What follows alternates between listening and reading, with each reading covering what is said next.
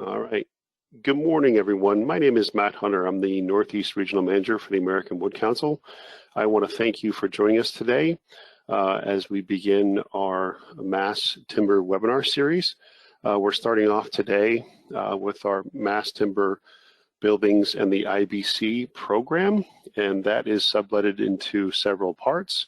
What we're going to be talking about today is what's new in the 2015 and 2018 editions of the IBC, and this is program DES 621. So if you're looking for continuing education credit or trying to track this down, if you're an ICC member, you can go log into ICC and self-report by looking for the American Wood Council and this title, DES 621.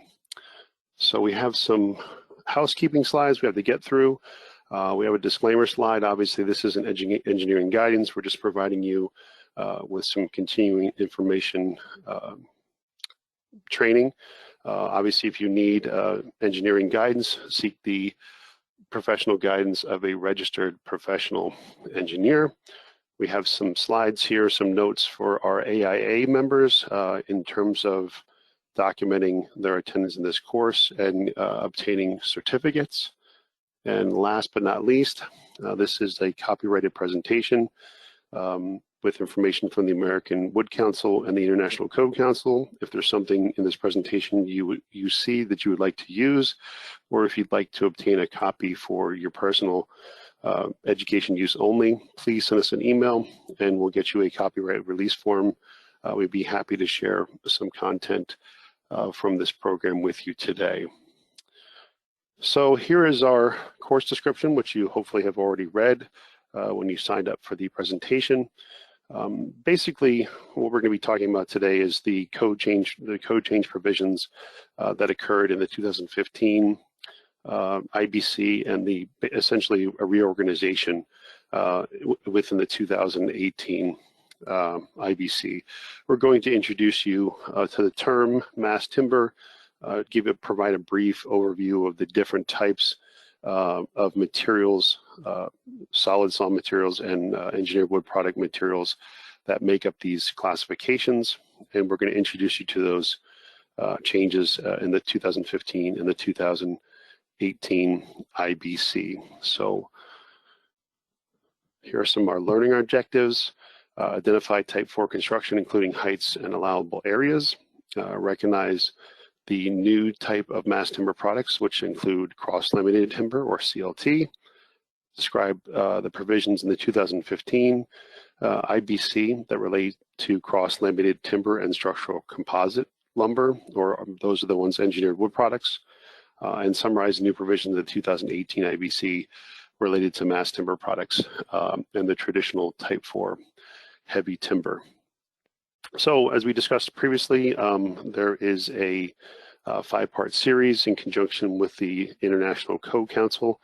I believe we have an upcoming webinar presentation coming up on December 10th. So if you've been attending some of our previous webinars in the Mass Timber series, we have another one coming up on December 10th. We hope you'll tune in for that one as well. But we're right now in Module 2, and with that, let's get right into the program. So we have a polling question here. This isn't really rated. We're just trying to get a feel for who's on with us today. So if you take a moment, when the poll gets launched, you can enter your profession, and we'd appreciate hearing from you. All are welcome. And certainly if you're not under one of these categories, just click other and maybe type in the chat what your profession is and how it relates to cross-laminated timber. Here's just a slide of who we are at the American Wood Council and what particular regions we serve. If you have any wood design related questions, you can go to the IBC website under About and look us up and see all of our smiling faces there, and reach out to us with any wood design questions you may have. So that's going to lead us to our other polling question. What's your level of experience? You're attending this presentation to get a general introduction to structural wood construction. You know, if you're an architect or design professional, have you heard about cross-laminated timber? Just reply A through E what your level of experience is, so we can gauge how to tailor the programs in the future, see who's attending, and what their level of expertise is out there in the field. I'm not going to go over our outline slide. One of the more frequently asked questions that we get was, how has heavy timber construction evolved? And what is the difference between heavy timber and mass timber in the 2021 IBC? And we'll kind of go over that for you here. Heavy timber evolved as the umbrella term in the preceding editions of the 2015 and earlier IBC. When we talk about things like tall mass timber or mass timber, we're referencing terms in the 2021 IBC, specifically mass timber. And when we talk about mass timber buildings or tall mass timber buildings, we have the same minimum structural dimensions and typical construction types associated with the traditional heavy timber, but we have a new classification for heights and areas and overall height and story areas, or story height and square footage areas, because of the increased fire resistance and fire protection methods associated with these taller types of combustible buildings. But all those materials that you see listed there, solid sawn timber, or mechanically laminated or nail laminated decking, glulam-laminated timber or glulam, structural composite lumber. Again, those are individual engineered wood products that can be put together in the minimum required sizes associated with mass timber. And then last but not least, the more commonly utilized cross-laminated timber or CLT. We talk about those. Those are essentially how heavy timber has come along and basically been modernized starting in the mid 1980s over in Europe. That's where we first see the use of cross-laminated timber on a large scale. So when we talk about traditional heavy timber, I'm here in the Northeast. I'm in Pennsylvania. A really good example of a heavy timber, traditional heavy timber building would be an old mill building. Textile mill, either modern mill or a streamside or a creekside mill. Typically, structural exterior bearing walls of stone or masonry, typically associated with 2-hour fire resistance. Heavy timber, sawn heavy timber, potentially mechanically laminated decking, usually in 2 layers, laid crosswise or perpendicular, or even at 45 degrees for 18th century fire resistance and fire and draft stopping, or mechanically, glued laminated beams put together. The picture that you see on the slide here is one of the Butler buildings downtown Minneapolis. It was constructed as a warehouse by the Butler brothers, and it had a 300 pounds per square foot design load. You can see the columns in the picture are tapering from the lower floors as they go up, and believe it or not, they're 24 by 24 square on the ground floors, and they taper to 9 by 9 columns on the upper floors. You can see there's a link there if you want to see the history of that particular building. Fully sprinklered, but again, it's outside the current classifications in the 2015 and even 2021 IBC, because it's traditional heavy timber beyond 6 stories and 85 feet, which is the current limit for heavy timber buildings in the 2015 and the 2018 IBC. So even though it's outside the current scope, the 85 feet and 6 stories, it was fairly common to do this. We used to know how to build this way. A lot of buildings are built this way. You can see there's 2 examples here from the Vancouver, British Columbia area. These examples are 9 stories. You can see we have the exterior non-combustible bearing wall, typically stone or masonry. this case, it's 9 stories, and then traditional heavy timber structural framing throughout the interior. So solidly in the type 4 heavy timber category.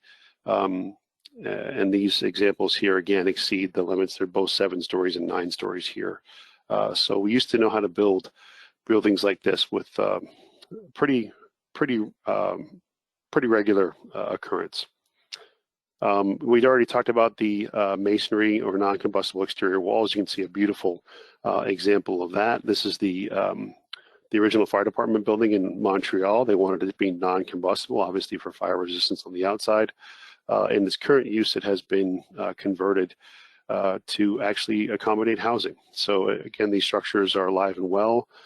They're very, very durable, and the longevity of them is fairly long. So some other examples of some traditional heavy timber. You can see in the photo here, we have very, very large glulam beams. It's hard to tell from the photo on the left if the beam has some camber built into it, if they're going to flip this beam over to allow for some compression loading on the bottom edge of that beam, or it's just a vanishing point in the perspective of the photo is a little skewed due to some scaling issues. But you can see in this particular example, we have a 140-foot clear span for a church, and the photo is a little dated. We're trying to get some of these updated, but I swear the gentleman on top on the right is wearing a safety harness. You just can't see it. So you can see the size and scope of these traditional glulam, just individual layers of solid sawn boards glued up into deep enough sections to address these loads. So we're talking 140 feet in length, 12¼ inches wide, and 84 inches deep. So pretty significant type 4 construction. So let's compare and contrast that with a more modern example. This is the T3 building in Minneapolis, and there are a number of these structures that are going up or have been built across the United States. The T3 stands for Timber, Technology, and Transit. And this is kind of a hallmark of this organization. I believe this is the Heinz organization, if I'm not mistaken. They are focused on sustainability, carbon sequestration, and they're really driving home that message of being sustainable, dealing with mass transit, making sure their structures are associated with a mass transit hub. They're using timber, which has typically lower embodied energy values than other competing, modern construction materials. The speed of construction, reduced labor forces, pretty quiet job site. Not a lot of trucks, not a lot of noise. You can see the crane is lifting a panel there in place, and this was utilizing glulam beams and nail laminated timber. The panels nailed up edgewise, and we'll have some examples of that as the presentation rolls on. So here's another look. We have, again, some nail laminated timber decking being supported by glulam beams. And this is the Plot 15 building in Denver. It's 5 stories with those wood elements, and they're promoting sustainability and the warm aesthetic that you get from exposed wood. So this is a mixed-use development, including retail and office space, and it has a pedestrian-friendly ground level access with open floor layouts and communal space. And this was recently completed in December of 2019. So let's look at some other mass timber products. So the text here that's highlighted as traditional has been in use for quite some time. In fact, centuries at this point.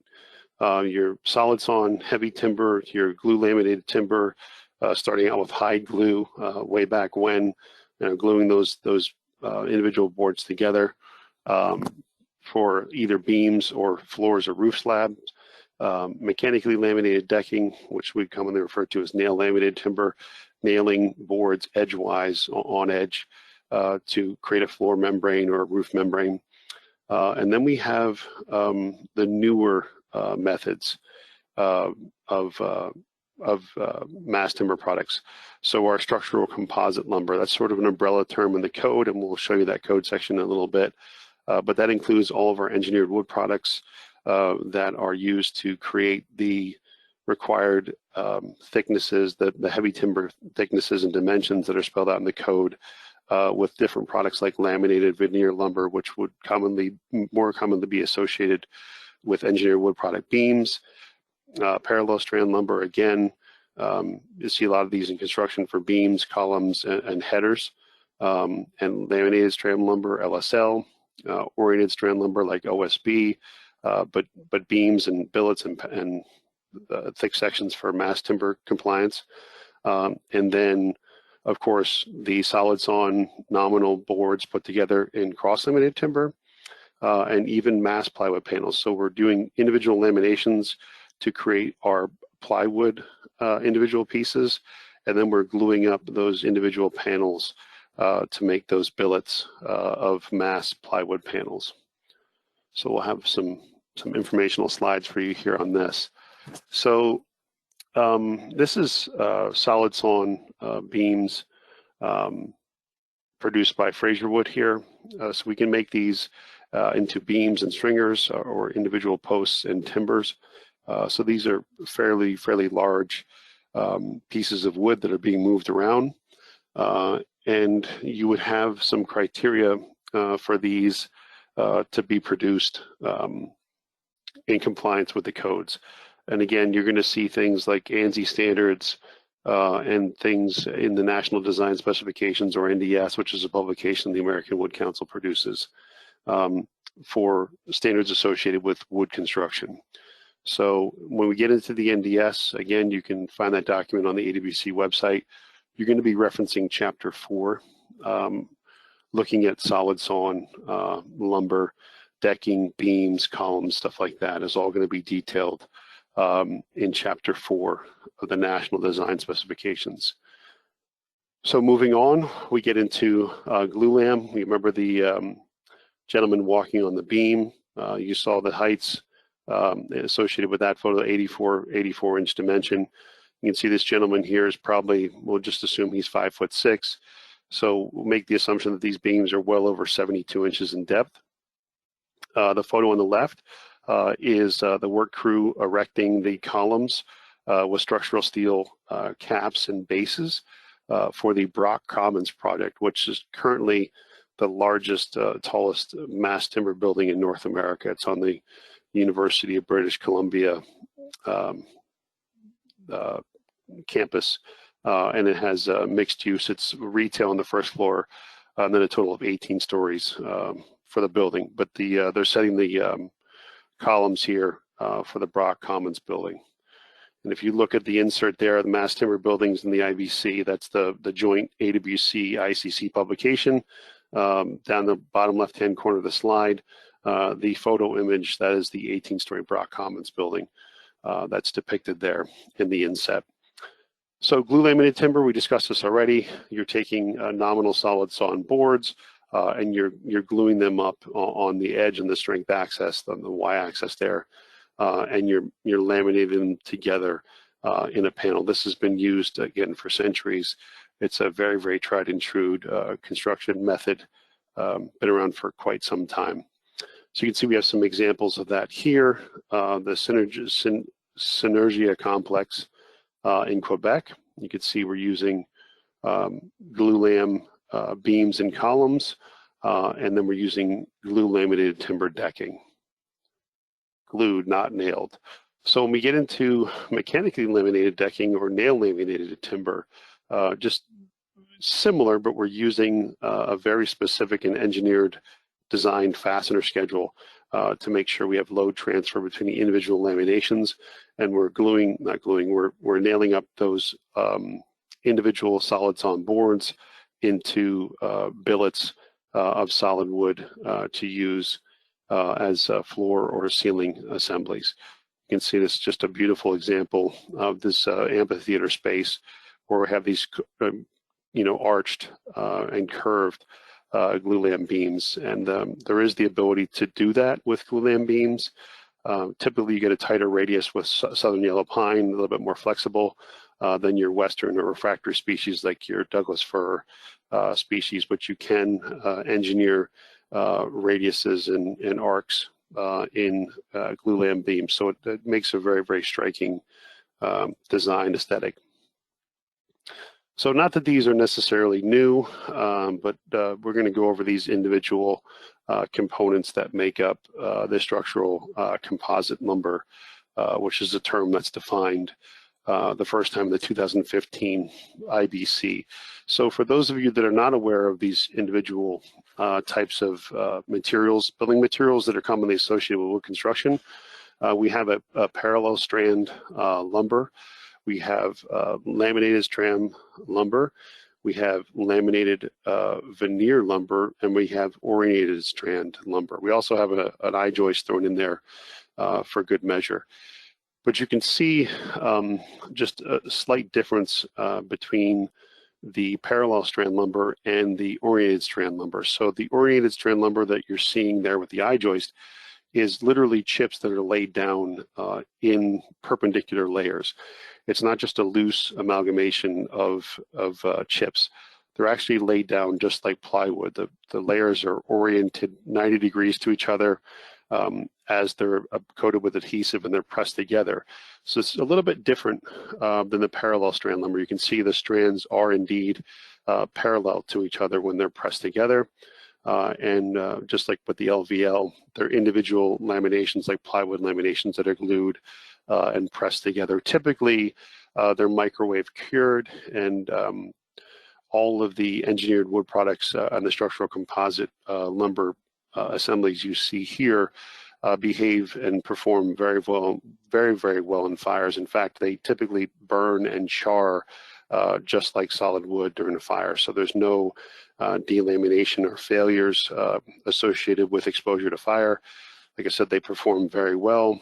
They lose their strength gradually and slowly over time. And in some cases, they outperform competing materials because their inherent mass has a structural fire resistance. And we'll get into that a little bit later in the program.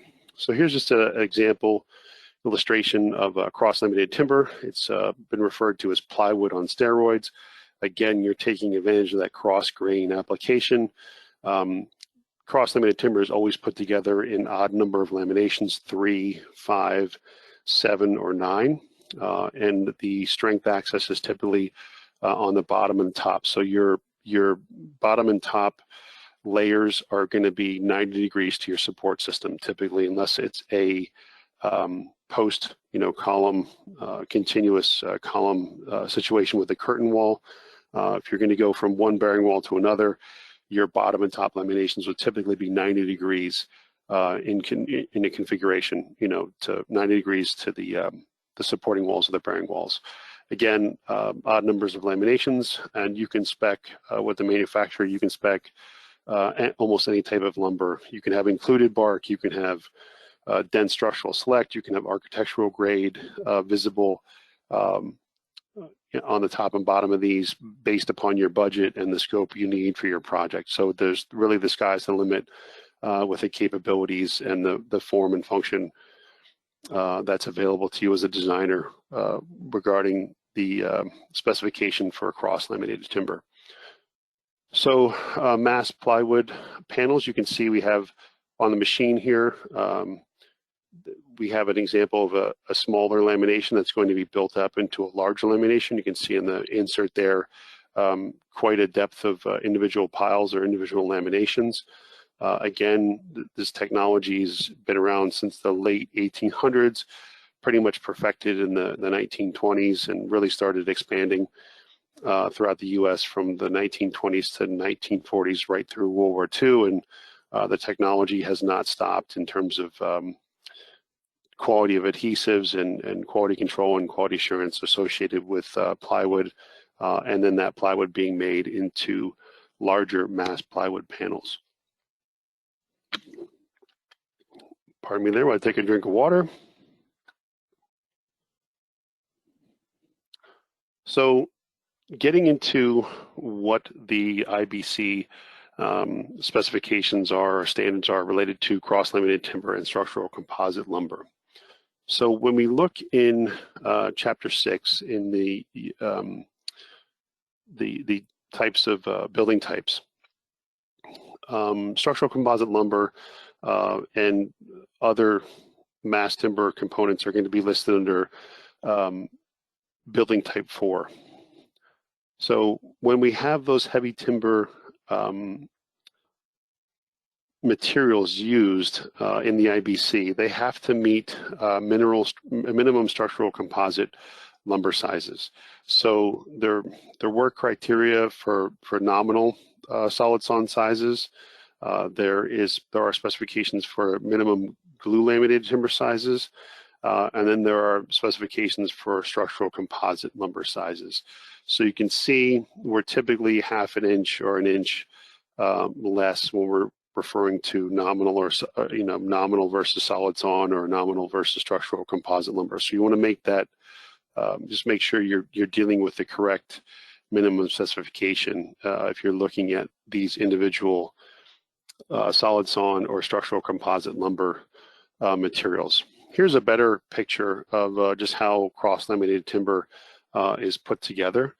So there were proposals that were done for the 2015 code development cycle to get the cross-laminated timber definition included in the 2015. So again, we talked about that previously. They're put together an odd number of laminations. You can see in this particular billet here of CLT, it's a 7-ply panel. This is a very, very stout panel. Just from experience, a 5-ply panel is typically somewhere in the realm of 7 inches. It works out to be about 6 7/8 of an inch actual measurement. And typically, most laminations, depending upon species, are about 1 3/8 to 1.5 inches. So if we take that approximate 7-inch dimension for a 5-ply panel and then extrapolate an extra 3 inches, we're looking at about 10 inches, maybe a little north of 10 inches thick for a 7-ply CLT billet that we're showing here in this picture. So as we discussed in the beginning of the presentation, the term cross-laminated timber first appears in the 2015 IBC, and you can see the text here is taken right there from the definition section in Chapter 2 in the IBC, as well as Chapter 3, the wood chapter in the IBC. There's also a reference for structural glued cross-laminated timber. And for all those designers out there listening in, if you're specifying cross-laminated timber, the document you want to reference is ANSI APA PRG 320. And if you're dealing with the taller mass timber projects that are permitted under the 2021, please, if there's nothing else you remember from the program today, the specification for producing cross-laminated timber compliant with those fire-resistant adhesives is ANSI APA PRG 320-18, and that standard will continue to be revised, but the minimum standard for the required fire resistance for those CLT panels associated with the taller mass timber buildings in the 2021 is PRG 320-18. So well before those later standards of ANSI PRG 320 came out, there were some fire testing and some research that was done to support a potentially slight increase in the traditional 6-story, 85-foot height that's in the 2015 IBC to, I believe, 9 stories and 100 feet in height. So they wanted to get some fire testing done to see what the fire resistance would be for these newer types of structural composite lumber, in this case cross-laminated timber. So you can see we have a cover slide there from a fire test report that was done at the fire testing laboratory in Buffalo, New York.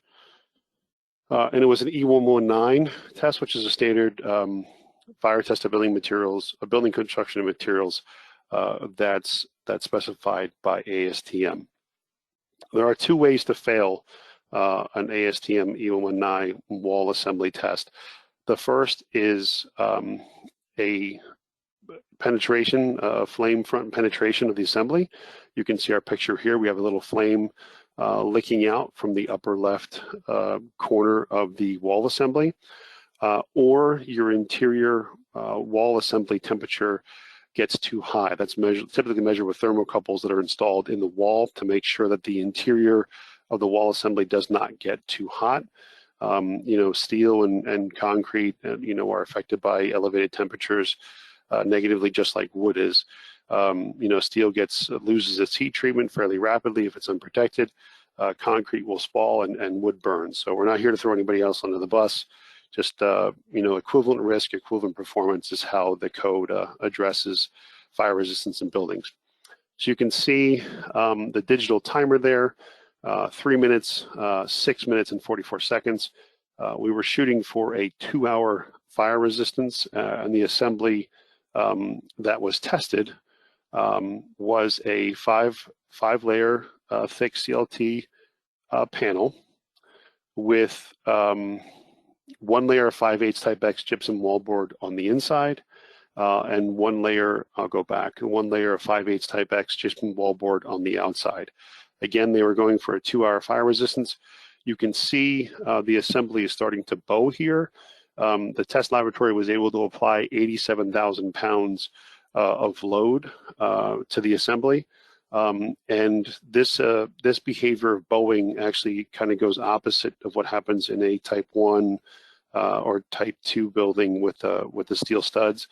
As the steel studs get hot, they tend to bow inwards, which pops the drywall open. With CLT, you're losing strength on the inside, so the wall starts to bow outwards. And you can see on the left where the flame is coming through there, you can kind of see that arch or that radius that's formed. So just different building materials behave differently in fire. Again, they were going for a 2-hour fire resistance, and they got a 3-hour fire resistance from simply from 2 layers of 5/8 type X wallboard applied on the inside and on the outside of the assembly. So in the 15 IBC, we have provisions to where we can use combustible materials, in this case cross-laminated timber. We can use those combustible materials in type 1 and type 2 for balcony and canopy, or even some roof assembly applications, provided they meet the required fire resistance. Type 3, again, 2-hour exterior walls, traditionally of non-combustible materials or fire retardant treated wood in the exterior bearing wall. We can use any materials permitted by code in the interior of a type 3 building. You can see the provisions for their use there. And if we talk about types 4 heavy timber, as long as we meet those dimensions, we're fine. And type 5 is any material permitted by the code, so it'd be perfectly acceptable to use cross-laminated timber in those type of assemblies. So in chapter 6, what's our types of construction? You can see the text has been revised to include cross-laminated timber. And in this particular version of the code in the 15, those CLT dimensions are actual, not nominal dimensions. And that's just important to note if you're designing to a later edition of the code than the 2021 or the 2018, that you actually have to specify in your calculations what the actual dimensions of the CLT are. So for exterior walls 2 hours or less, you need to have some sort of fire resistance. I can assure you that this is actually a test question from the IBC. They actually asked this question in one of my recent exams. And the answer was be protected with a non-combustible material. So you can see you have some options there as a designer. You can use CLT in exterior wall assemblies with a fire resistance rating of 2 hours or less, provided you have some exterior surface protection on the outside. Again, it's a combustible form of construction. They want to make sure there's a little bit more robust fire protection associated with a combustible construction.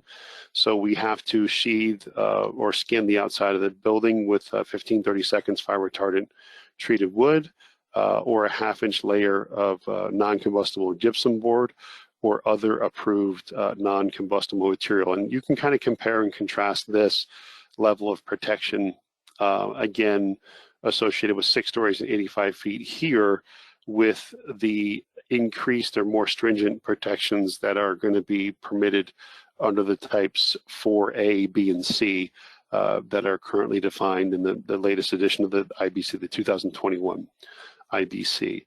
So we have some specifications, minimum specifications for mass timber floors.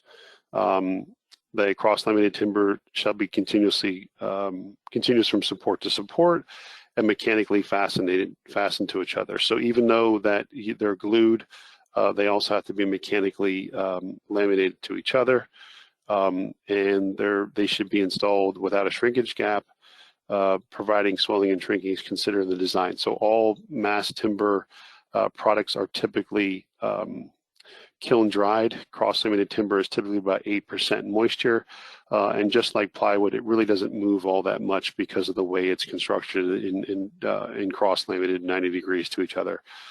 Just perfect example, if you have a wood table or wood piece of furniture, if you have an inset, typically that inset will be plywood because it's dimensionally stable. If it was solid wood, it would expand and contract with the just natural moisture cycles in your home, and it would typically break apart because the wood has to be allowed to move. Not so much with the engineered wood products or structurally composite lumber, much more dimensionally stable than solid sawn lumber.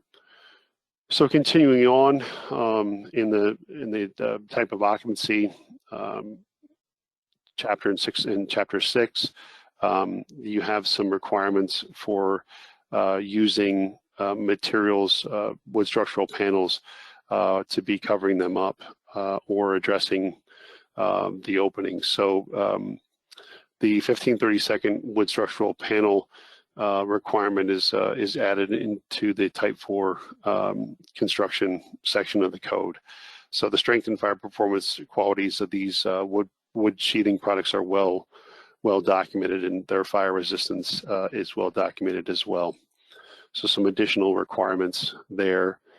For floors, we talk about roofs.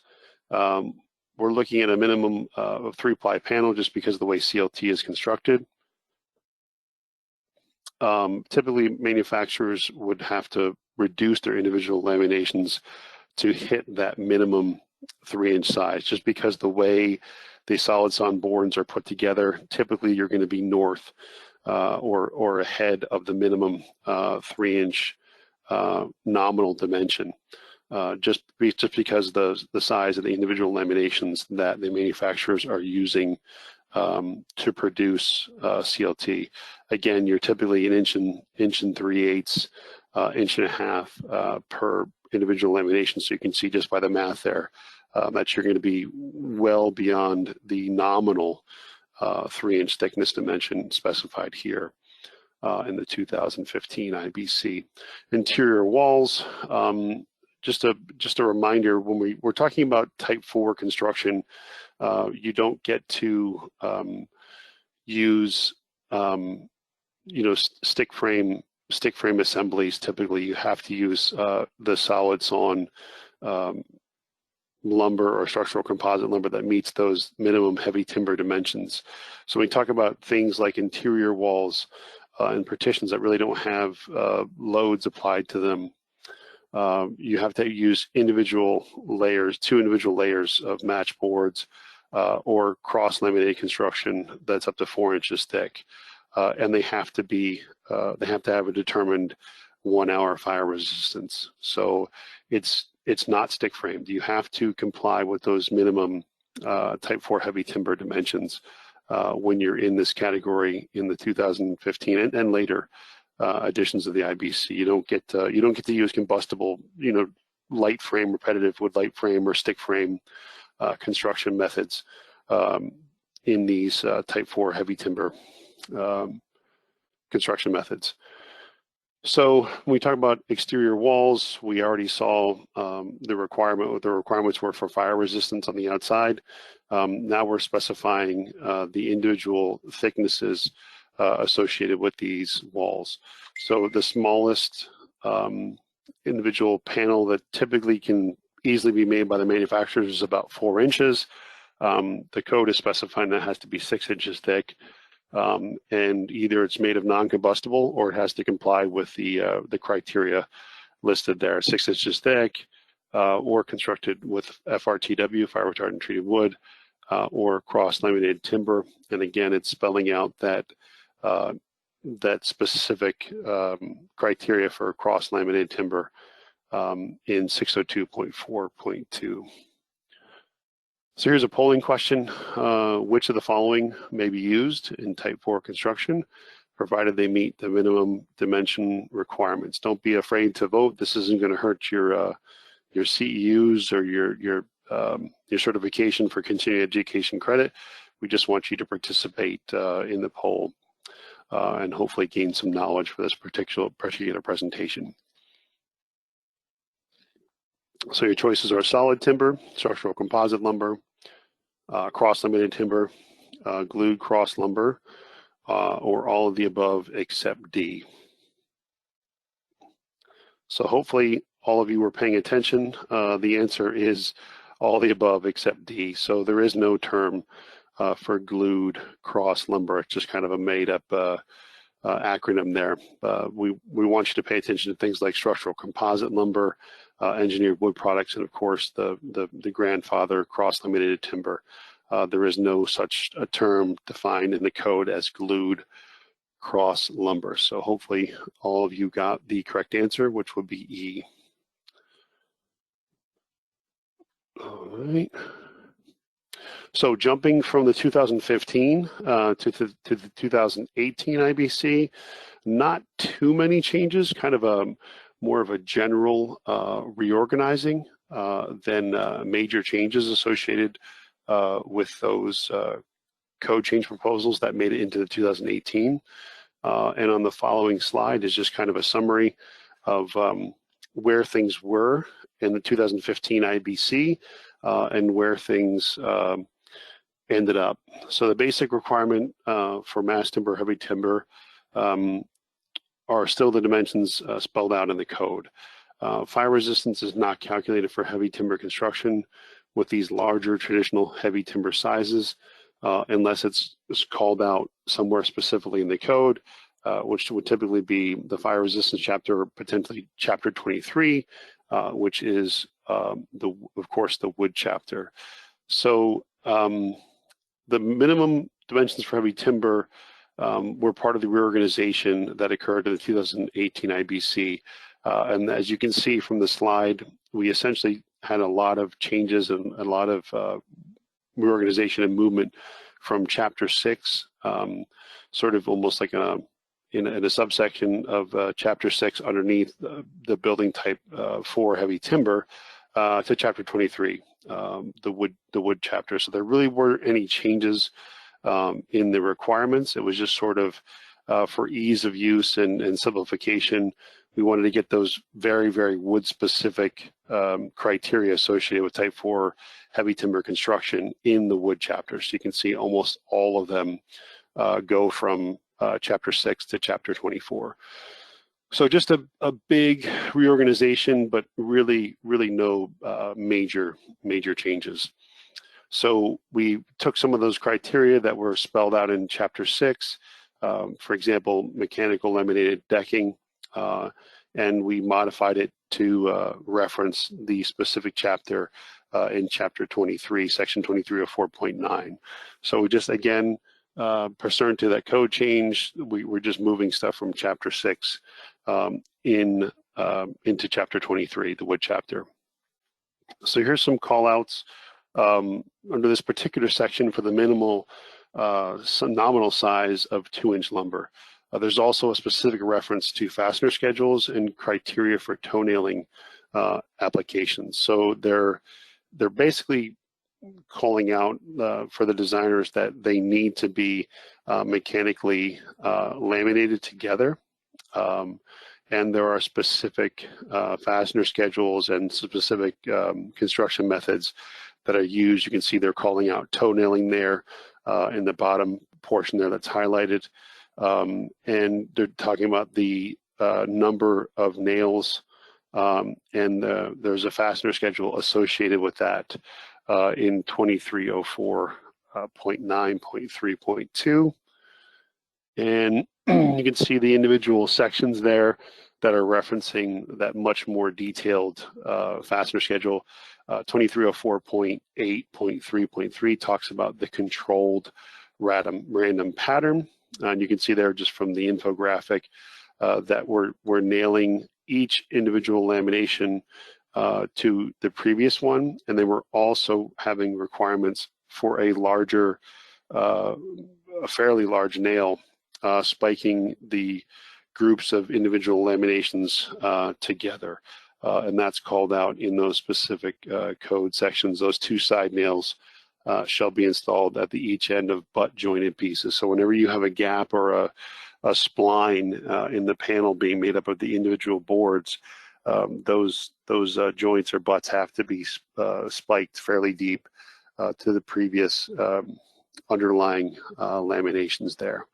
And there's a formula for nail length and nail spacing based upon the overall span and the individual pieces in the laminations. So here is just a schematic calling out the actual spacing and the reference, the specific reference to fastener schedules and the toe nailing requirements that are going to be called out. So this is just an example, a schematic of how this might look out in the field.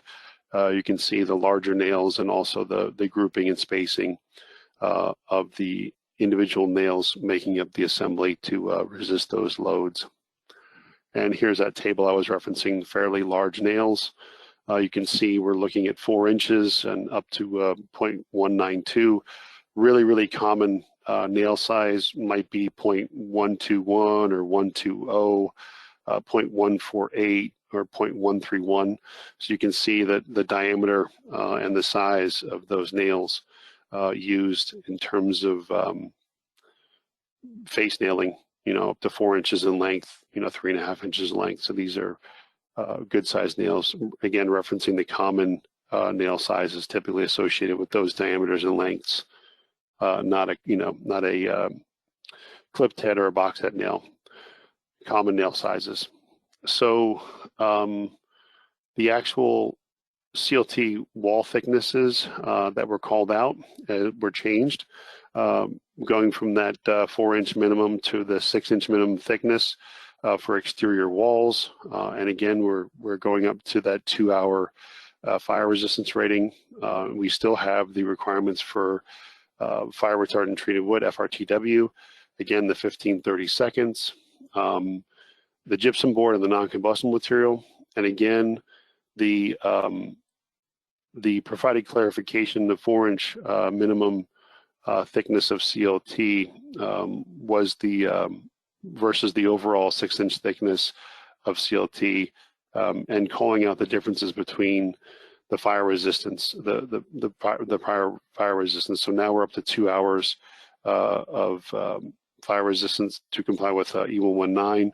And the total wall assembly thickness has to be 6 inches with a minimum thickness of 4-inch associated with the actual cross-laminated timber component. So you can see we have that not less than 6 inches in thickness with a 2-hour wall assembly, still spelled out in 602.4.2.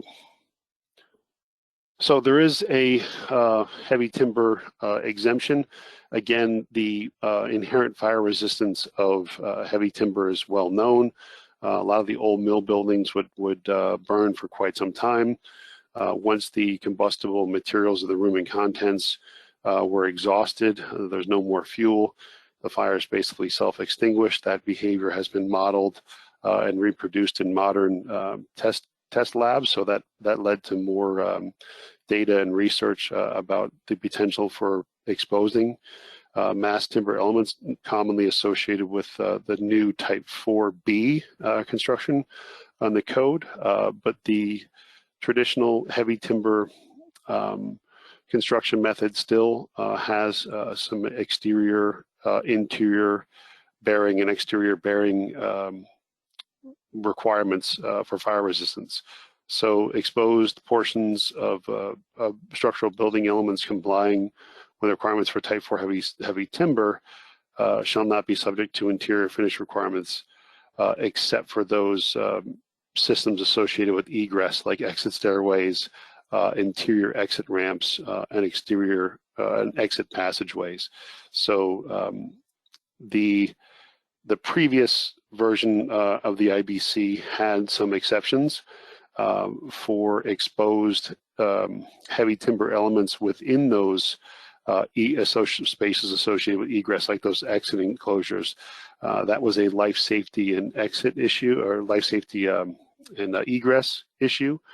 So that has been addressed in the 2018 here in section 803.3, and again referencing the wood chapter in section 2304.11. So that was a life safety issue that was corrected from going from the 15 to the 18.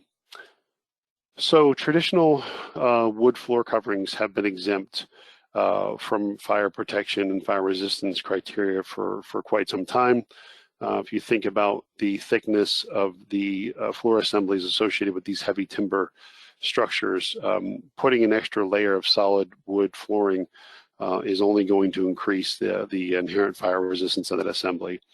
Those exposed portions of type 4 structural members are exempt as well from the interior finish requirements, and that section would be 804.1 and 803.3 in the IBC. So you can see that there are our Butler building example.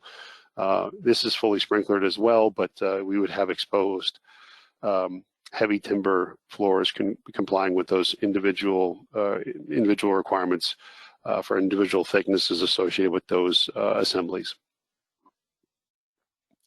So there was a proposal which was G178, makes it clear that structural composite lumber should be considered equal or equivalent to heavy timber, and it clarifies the appropriate distinctions between nominal dimensions, net finish dimensions, and actual dimensions for things like heavy timber, glulam, structural composite lumber, and cross-laminated timbers. You can see in the highlighting there, we're looking at minimum dimensions for materials, glulam, structural composite, and CLT. As long as they have those minimum requirements and meeting those minimum fire resistance ratings, you can use them. So chapter 5 and 6, heights and areas, types of construction. This is a very useful document, the Code Conforming Wood Designer, CCWD. This is available on our website for free. It typically is updated to fall in line with the triennial editions of the ICC or the IBC in this particular case. This is a joint publication between the American Wood Council and the International Code Council, and it specifically focuses on the combustible types of construction, commonly referred to in the code as types 3, types 4, and types 5.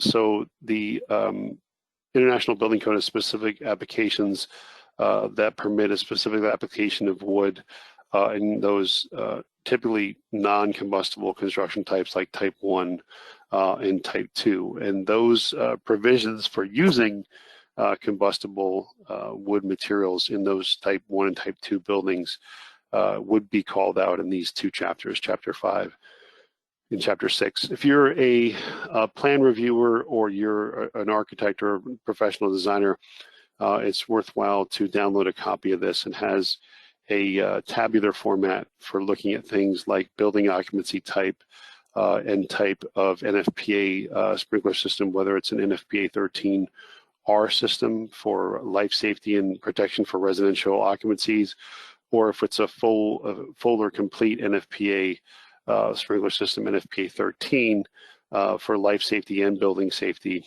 It gives you approximate maximum square footage per area, square footage area per floor, and the associated number of stories and overall height for those types of construction in type 3, type 4, and type 5. So it's much better than, much easier than using that perimeter area, open space perimeter area formulation that's called out in the IBC. Just makes it a little bit more user-friendly to deal with if you're designing with those types of combustible construction, types 3, types 4, and types 5. So chapter 6, this is just nuts and bolts. It defines the different individual types of construction going from type 1 all the way to type 5. Again, we know that types 3, 4, and 5 are more commonly associated with wood construction, and we know, pardon me, within limitations, we can use combustible wood materials with limitations and fire resistance criteria in the more commonly associated non-combustible types of construction, type 1 and type 2. So type 5, again, is any materials permitted by the building code. We commonly think of it as stick frame or light frame repetitive wood. We also can use light gauge mild steel studs as well to construct these buildings. Any materials permitted by the code. They may or may not have 1 hour fire resistance ratings associated with type A or non-protected type B. So type 5, Roman numeral 5A, protected, 5B, unprotected. And you can use type 4 heavy timber on these buildings. They're permitted, those materials are permitted by code. So it would be a unique design element to incorporate repetitive light frame wood studs, typically covered up with non-combustible gypsum wallboard or drywall with some heavy timber elements as well. Will be perfectly permitted to do so. In type 4, in this particular photo, we're illustrating a common pedestal or podium building. So 4/1 is a really common configuration for a fully sprinklered building in the IBC. More commonly associated with your R2, multifamily dwellings. Have to be residential, have to be protected with sprinklers. So with real estate being the way it is and being as pricey as it is, instead of having a separate standalone parking garage, you're allowed to do a 3-hour horizontal separation, typically reinforced structural concrete or protected steel with a fully sprinklered NFPA 13 sprinkler system in the garage area. And then that 3-hour horizontal separation cordons off the rest of the building above. They're typically vented. They have fire and smoke vents in them because you're going to be parking cars with gasoline and other fuels underneath the typically R2 multifamily dwellings. So there's specific criteria in section 510 in the IBC for those podium style or pedestal style buildings as they're commonly referred to. In the 18 for type 4, we can have exterior walls, again, typically constructed of non-combustible materials, fire retardant treated wood, or protected cross-laminated timber, interior elements of solid wood or laminated wood without concealed spaces. And that's really the issue with type 4 heavy buildings. Think about your more modern, dining places have exposed ductwork, have exposed wiring and conduit, stuff like that, typically painted black just to kind of blend in with the ceiling. But you don't have the opportunity for chases and concealed ductwork, associated with type 4 that you do with other types of construction. So that's a design consideration as well. So there are criteria for that. So here's a really historic example. I believe this is the Yellowstone Inn. So there's just a massive heavy timber building. They've decided to go with natural crook construction for the posts and the bracing here. In this example, you can see they actually have laminations of unpeeled logs for the roof assembly, and then solid sawn beams and columns. Again, this will be sprinklered as well, but we have minimum criteria for columns, beams, and girders, and that's actually in a table in the IBC. You can look up those requirements there. But minimum specifications typically spelled out as nominal dimensions. You can see just the robustness and the strength of the framing depicted in the photo. So some requirements for those type 4 heavy timber dimensioned floors, roof decks, and individual partitions. Again, you're not going to see stick frame or repetitive light frame wood construction in these assemblies. So you have to have 3 inches minimum for the floor, and with 1 inch nominal dimension tongue and groove flooring, or again that 4-inch minimum cross-laminated timber.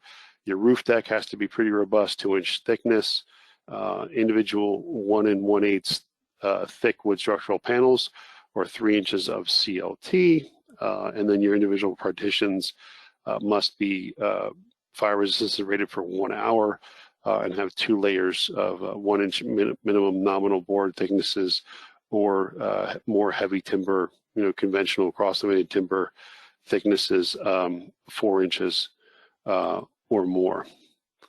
Again, type 3, traditionally non-combustible exterior bearing walls can be fire retardant treated wood or protected cross-laminated timber.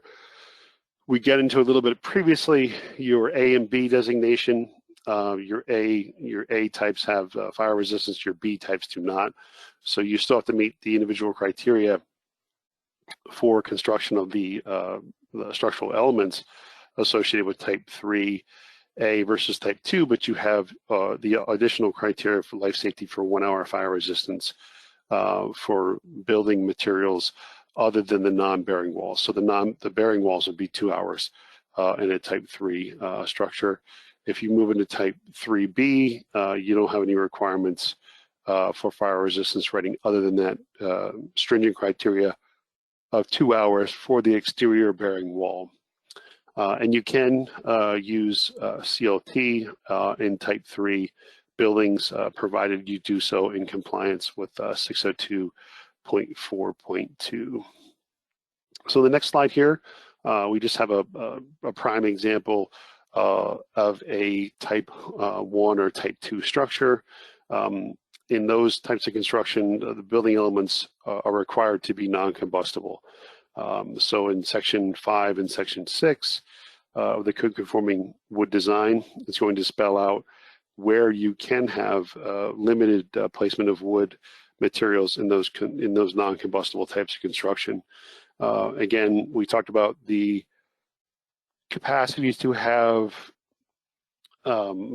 combustible materials like wood construction in the roof assembly, and provided you have those minimum fire resistance rating requirements, and that would be in table 601, footnote C, I believe, for 1A. So getting into chapter 5 a little bit more in depth, when the IBC was first published way back in 2000, wood buildings were allowed to have heights and areas commensurate with the largest buildings permitted for each construction type under at least one of the original regional legacy codes. So the Uniform Building Code, the BOCA code, the Southern Building Code, the Western Building Code, stuff like that for those uses. So that table, which is table 504, and again, the provisions in section 507 has continued to expand over the years, just getting different types of materials included and calling out those specific heights and areas.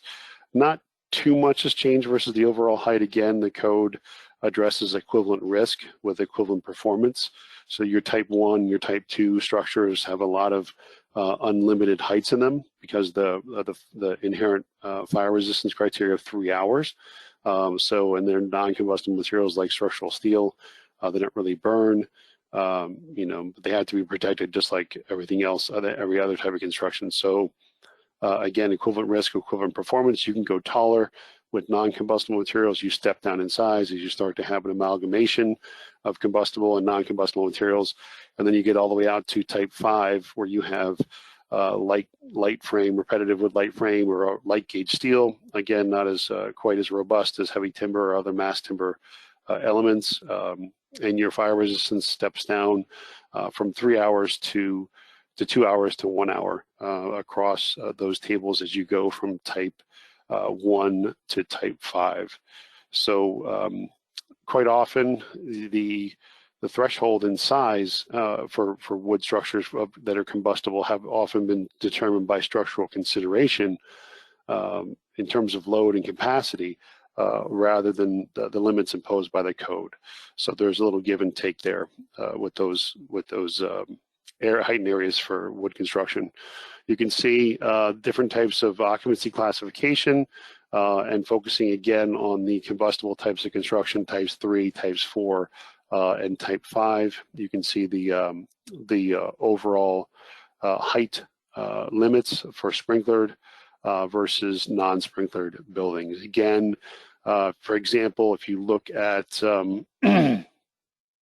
a business occupancy, the second one there, A for assembly, B for business, type 4 heavy timber, fully sprinklered, we're looking at 85 feet overall height, and then that works out to 6 stories, and we'll show you that on the next slide here. Again, looking at the business occupancy, fully sprinklered building, maximum number of stories permitted above grade would be 6, and you have to compare and contrast these limits here in the 8, 15, and the 18 with what's coming in the 2021 with the new type 4 construction limits, type 4A, B, and C. And just continuing on, showing you in the table what the maximum permitted square footages would be for the different occupancy types associated with types 3, type 4, and type 5 construction methods. You have the S1 there, which is single story, and then you have the sprinklered designation below that. So NS for non-sprinklered, S1 sprinklered with 1 story, and then fully sprinklered.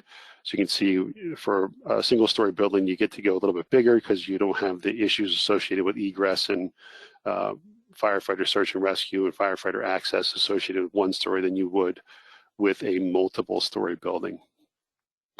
So there are some times in the building codes when you get to increase your total square footage permitted for those structures.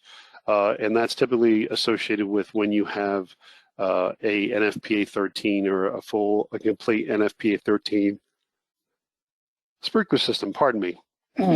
So you're allowed to increase your allowable floor area up to 3 times if you're a single story building. Again, equivalent risk, equivalent performance. So fighting a fire in a single story building isn't as challenging as it would be in a multi-story building. So you get to increase your allowable floor area 3 times for a single story building, provided it's sprinklered. And the same with a multi-story building. You can increase it 2 times. And the code references this 300% and 200% increases.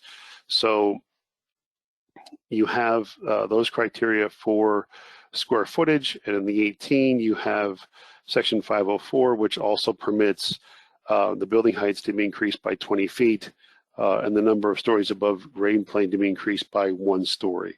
So if you look in the code in tables 504.3 and 504.4, that'll depict that very well for you there. And that's for all occupancies that are addressed in the code conforming wood design and the IBC. The only one that doesn't fall into that criteria is some of your institutional occupancies, your group I2 and group I1 for your condition 2 occupancies, which you have some limitations for self-rescue there. You don't get those increases for number of stories just because you have automatic sprinklers, because you have egress issues with your patients in those institutional occupancies. So you get the, if you have an R occupancy, a residential occupancy, you have a similar height increase, but you don't get the allowable area increase if you're using the less than complete NFPA 13R. Again, 13R for residential compliant sprinkler system allows you to go up to 60 feet in height and 4 stories. Again, that's depicted in table 504.3 in the IBC. So there again, there's some equations for open space perimeter and the total number of stories that are spelled out in the IBC. You can see we have an example of that equation here. Again, the code conforming wood design circumvents that and just gives you those calculations in total number of stories and square footage, so you don't have to do all the math. But you're basically looking at the equation 5-1 and equation 5-2 and the IBC. And what that formula basically does is it has a default value of 3 stories in the calculation that's going to determine what the total square footage area that you're allowed to have based upon the building occupancy type and the type of construction. And we're going to actually just walk you through that. So the text in green here, the S sub A, is the actual number of stories above grade plane not to exceed 3. So that this in the calculation on the bottom where it says A sub A and then the brackets times SA, that is going to line up with equation 5-2 in the code. And again, that's for an automatic, those are for buildings with automatic sprinkler systems that have the actual number of building stories above grade plane not to exceed 4. You still have to use that 3-story, that S sub A equaling 3 in the calculation, and we'll walk you through that on the following slide. So we have a 4-story building again, so we're beyond the scope of the equation for the 3-story maximum. So we still don't get to go over the maximum square footage. So if we look at the maximum square footage permitted for 3 floors, we're at 108,000 square feet per floor. That gives us a maximum square footage of 324,000 square feet for this particular example. For those of you with your calculators handy, since we can't exceed that 3,024 square feet, we're not going to divide that by 3. We're going to divide that by 4, which is the total number of stories that we have in our prototypical example here. So we're down to 81 square feet per floor, not 108,000 square feet per floor. So we don't, we wouldn't get that if it was a, we wouldn't get a frontage increase for a type 4 building because we're already maxed out for that single story. So we'll show you some examples here of some fire resistance ratings, and these are spelled out in table 706.4. Many of your occupancies here are shown as 3 hours. You have your H1 and H2, which are your hazardous occupancies, and then you have your factory and some storage and R3 multi-family, transient, hotels, motels, sort of things as 2 hours. So when we talk about fire resistance in the code, we're being very specific in the IBC. Firewalls, again, are probably your most stringent criteria, and they're defined in section 706. I just want to really hammer home the point here that these are very specific and individually defined terms. A firewall is not a fire barrier, a firewall is not a fire partition, nor is it a smoke barrier, a smoke partition, or horizontal assembly. So they're very, very specific. Firewalls are typically required to have protected openings, which restricts the spread of fire and extends continuously from the foundation up to or through the roof. and it typically was required to have structural stability to facilitate a collapse of the adjoining space from one side without collapse of the firewall. So it's not going to withstand fires on both sides, but if a fire is starting from a single source and it's working its way through the building toward a firewall, that affected area that's burning could effectively structurally collapse, and the firewall would maintain its integrity. So it's a very robust and very closely and tightly regulated section and definition in the building code.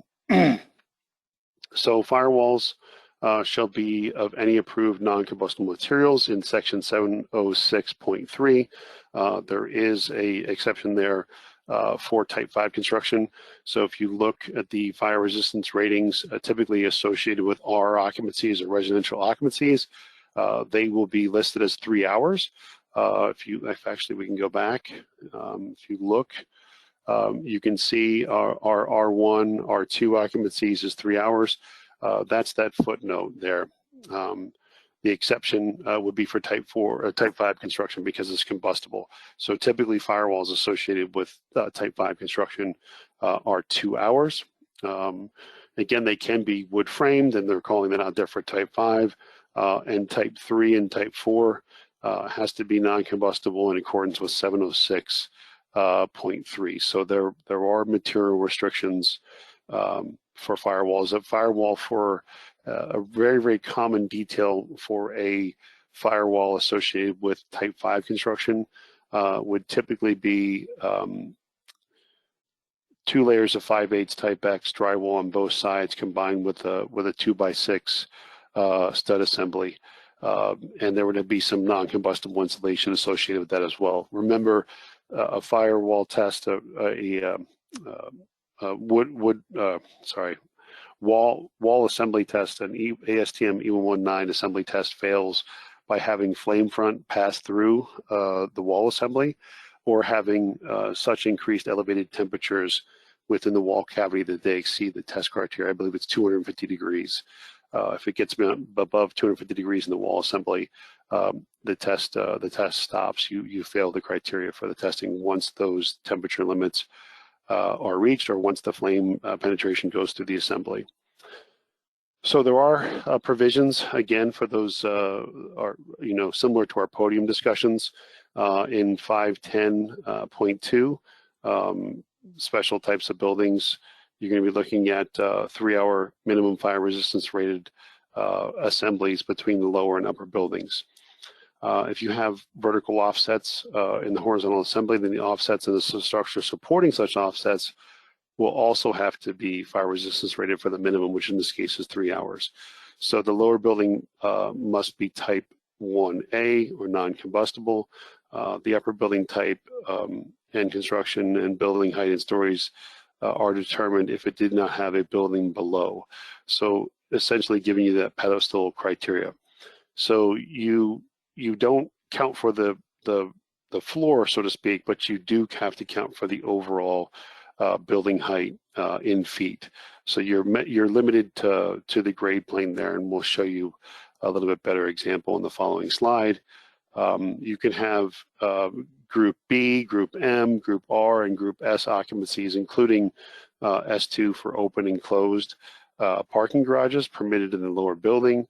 But of course, it has to be fully protected by an NFPA 13 sprinkler system. And you can also even do some limited Group A assembly occupancies prior, as long as your occupant load is less than 300 individuals. You can basically do any occupancy in this lower structure with the exception of the hazardous occupancies. So here's an example of that. We have our grade plane depicted there with a brown line. We have our closed parking garage with a 3-hour fire resistance rating. We have a total of 5 stories. We're not exceeding the 60 feet, but we're getting our 4 stories in for like a Group R occupancy above that parking membrane.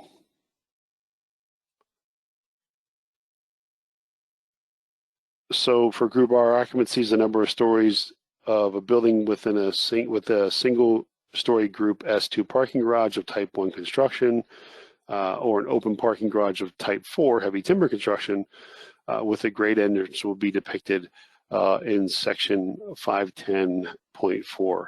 Again, we're measuring from the floor assembly for that parking area.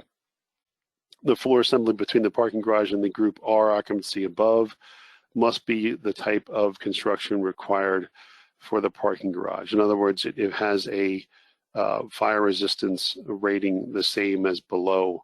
The floor assembly between the parking garage and group R must be the same as above as it is below. So even though it's group R occupancies on the floor of the first level here, the first floor of the residential occupancy, it still has a 3-hour fire resistance rating. So it's typically going to be non-combustible materials unless something is otherwise permitted.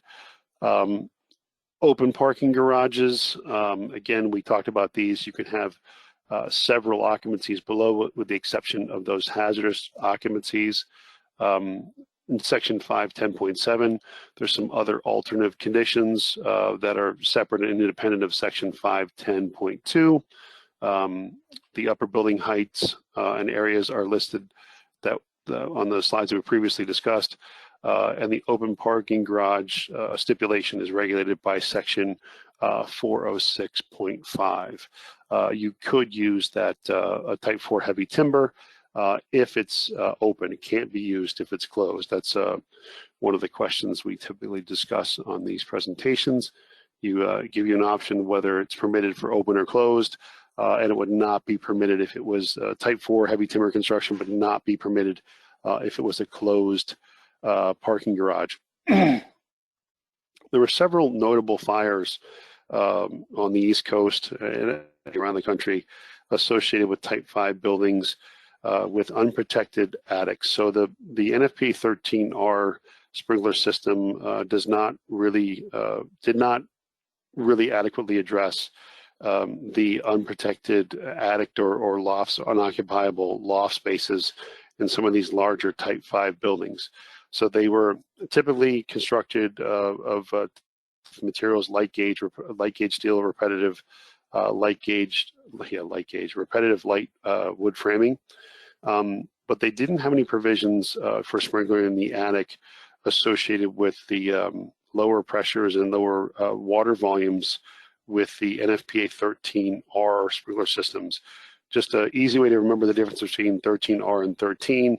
13R for residential has a volume requirement of 0.05 gallons per square foot, and a NFPA 13 system has a volume criteria of 0.1 gallons per square foot of area. So you're basically doubling the volume going from NFPA 13R to NFPA 13, and as well NFPA 13 addresses things like concealed spaces, attics, interstitial spaces between floors, closets, the dead-end hallways. All that stuff is addressed with NFPA 13 systems, not so with NFPA 13R, mostly egress, bedrooms, common areas, not closets, things like that. So there are just a little bit of gaps and some shortcomings, and these fires that occurred in these attic spaces really addressed a flaw. So there was a code change that was passed for buildings protected with the limited sprinkler system NFPA 13R for the combustible types of construction in 3, 4, and 5. As an alternative to sprinklering the building, you can construct those spaces with non-combustible construction, fire-resistant treated wood, or fill in the entire space with non-combustible insulation. And you reduced the eave height of these buildings protected with NFPA 13 slightly lower to make things easier for fire department access. And instead of measuring the average height of grade plane, we're now determining that measurement from the lowest level of required fire department vehicle access. In other words, how close can the firefighters get to the building? And if they can get to the building, we want to measure those reduced criteria, more stringent criteria from the level of the fire department vehicle access, can get in there and reach the building.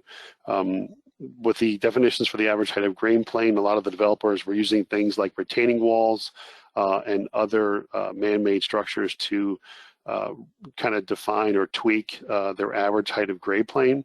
But unfortunately, a ladder truck or a fire engine pumper can't, access a recreational or pedestrian walkway.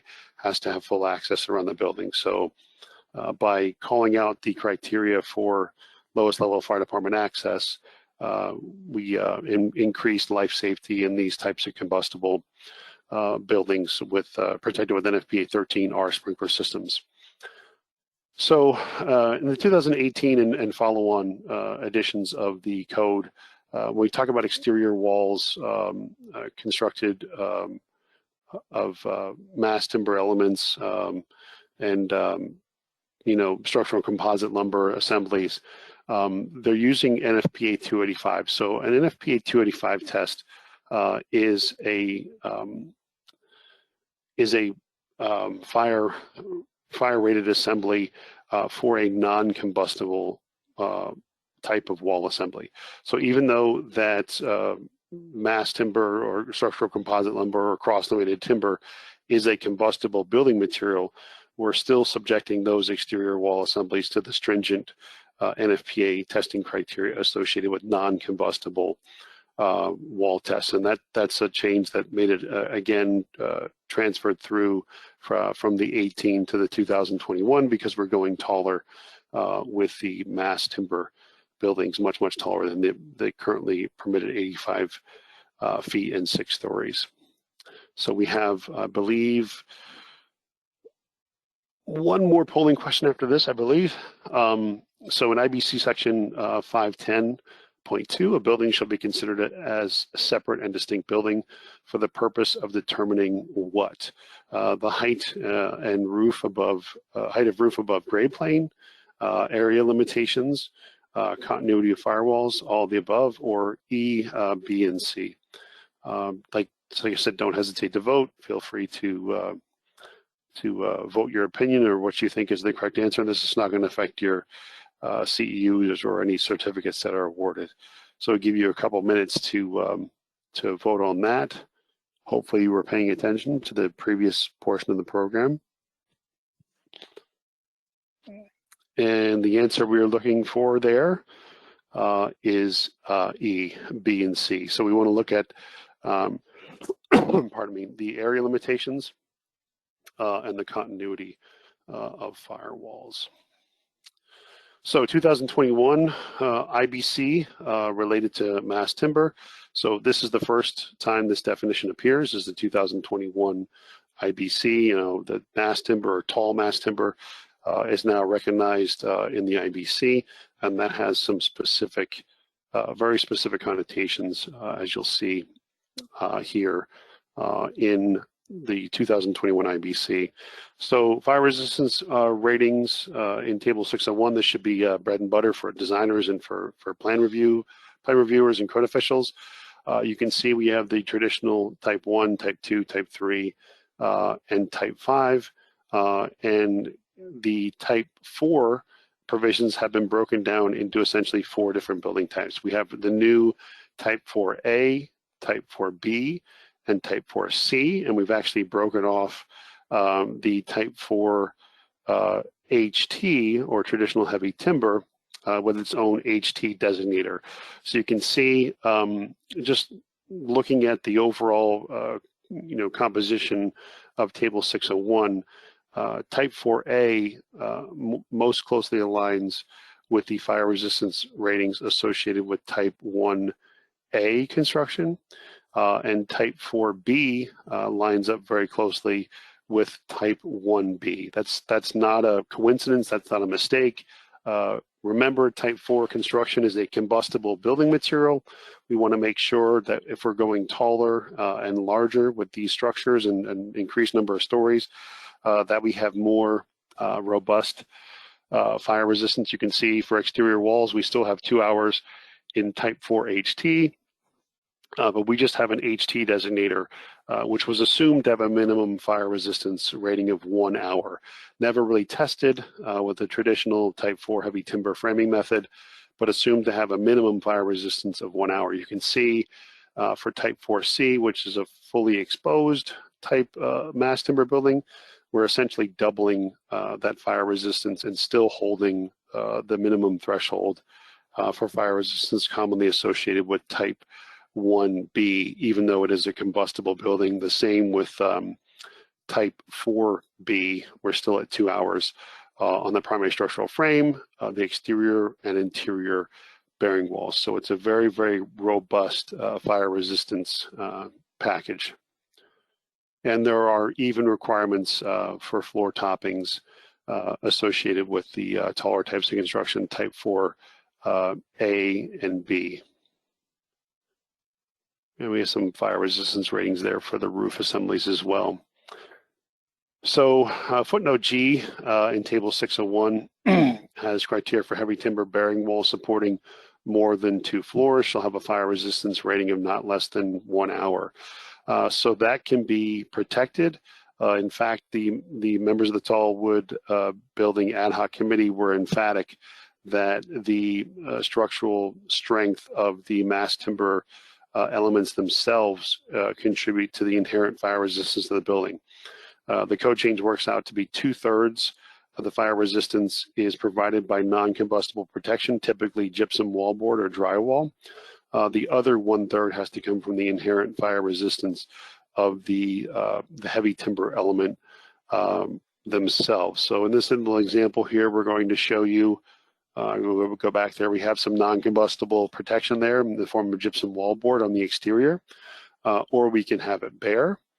If we have it bare, we need to document and prove that as this wood chars, we need to ensure we have enough structural mass to resist those design loads and live loads in terms of whatever fire resistance rating we're using. So if we want to have some exposed wood, let's say in type 4B heavy timber, then we're going to need to oversize those panels. If a 5-ply panel will work, if we want to expose any portion of that 5-ply panel to a 2-hour fire resistance rating exposure, then we need to upsize the size of that panel to account for that char, so that the panel or the exposed beam or column or floor or wall assembly can char and still have enough residual strength left in it to support all the design loads, plus a factor of safety for egress and firefighting operations. So if you're going to have exposed wood, it needs to be protected. And there's very detailed provisions in the IBC. Again, this is just an introduction, so we're not going to get into it too heavy, but we have provisions for type 4 heavy timber. You can start to accommodate concealed spaces in the type 4 heavy timber. Again, the traditional heavy timber construction, 6 stories up to 85 feet, has to be fully sprinklered with an NFPA 13 system, and those automatic sprinkler systems have to provide protection for those concealed spaces. Those concealed spaces have to comply with either the sprinkler provisions or be completely filled with non-combustible insulation, or those surfaces, ductwork, chases, and the like, have to be fully sheathed with not less than 5/8 type Beck gypsum wallboard, which is good for 40 minutes. So if we have a small fire in a combustible chase or some ductwork, it has to be lined, not the ductwork, but the chase itself, the concealed space has to be lined with 5/8 type X gypsum wallboard, which is good for 40 minutes. There are some exceptions for concealed spaces within interior walls and partitions that already have a 1-hour fire resistance rating. Again, the type X gypsum wallboard is good for 40 minutes. The criteria for concealed spaces at interior walls and partitions with type 4 is already 1 hour, so it exceeds sees the fire resistance rating of the chases or concealed spaces by 20 minutes. There's also clarification regarding the minimum thickness associated with CLT walls. Again, the overall wall thickness dimension is spelled out in the 18 was 6 inches, and then with details calling out the cross-laminated timber components as being 4 inches. So this change goes from that overall wall thickness to a specific actual dimensions associated with the cross-laminated timber assembly. So heavy timber structural members pertinent to the CLT exterior wall shall meet the requirements of Table 2304.11, again, the wood chapter, and be fire resistance rated as required for the exterior wall. The exterior surface of the cross-laminated timber and heavy timber elements shall be protected by one of the following. And this will allow for protection and use of things like glulam and structural composite lumber and exterior walls associated with Type 4 heavy timber construction. Again, calling out the 2-hour rating, but eliminating the overall 6-inch requirement. Again, has to be 4 inches thick minimum, and those minimum structural dimensions have to comply with Chapter 23. So getting really close to the end here. Thank you for your patience. There were some minor revisions in the 2021 that corrected some errata. And you can see there was a story that got inadvertently lopped off with heavy timber, and that was revised in the 2021 IBC to correct that clerical error there, going from non-sprinkler to 5 stories to 6 stories for an S2 occupancy associated with Type 4 heavy timber. So that gets us right up to the end here. You should be able to identify Type 4 construction, including allowances for height and area. You should recognize new mass timber products such as cross-laminated timber, mass plywood panels, and the like. Introduce and describe the new provisions for the introduction of CLT and structural composite lumber in the 15, and then make the transition from the 15 up to the 18 for mass timber products and Type 4 construction. So again, this is part of a webinar series. We've done this previously. We have an upcoming webinar on December 10th, which is right around the corner, which we hope you'll join us for, specifically fire and connection design and special inspection associated with the new Type 4 A, B, and C types of construction. We also have some great resources, some great free resources for you at awc.org. There's an education tab on the top of the screen there in black. You can click on that. That has this presentation as well as PDF copies and also links to YouTube videos and other recordings of previous presentations. Most of the presentations that you'll see listed there have recordings done, like this one is being recorded as well, where you can tune in and listen in. And since we are an ICC preferred provider, you can go to the ICC's page and self-report. We already talked about folks needing AIA accreditation. You can provide your AIA number if you sit through one of our presentations. And if you give us a valid email, we'll be happy to get you a certificate in a couple of days. I'd be remiss if I didn't make a shameless plug for the construction fire safety resource that's listed on our website. Construction fires are preventable, and unfortunately they're all too common. They really just devastate our communities, and there's lots of free resources there for code officials and design professionals and even builders and contractors to help them comply with the new construction fire safety and safeguards during construction that were passed in both Chapter 33 of the Fire Code and Chapter 33 of the Building Code, which is going to be the law of the land when your state or municipality adopts the 2021 version of the codes. So again, I just want to thank you for tuning in today. Our contact information is here. If you have any questions, you can reach out to us at info@awc.org. Again, my name is Matt Hunter. I'm the Northeast Regional Manager. You can reach out to me at mhunter@awc.org if you have a wood design question.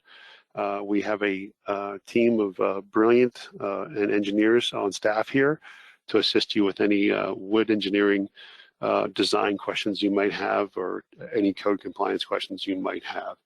So there's some contact information for you there. If you have any questions regarding this presentation or potentially scheduling any other continuing education for your group, we'd be happy to hear from you.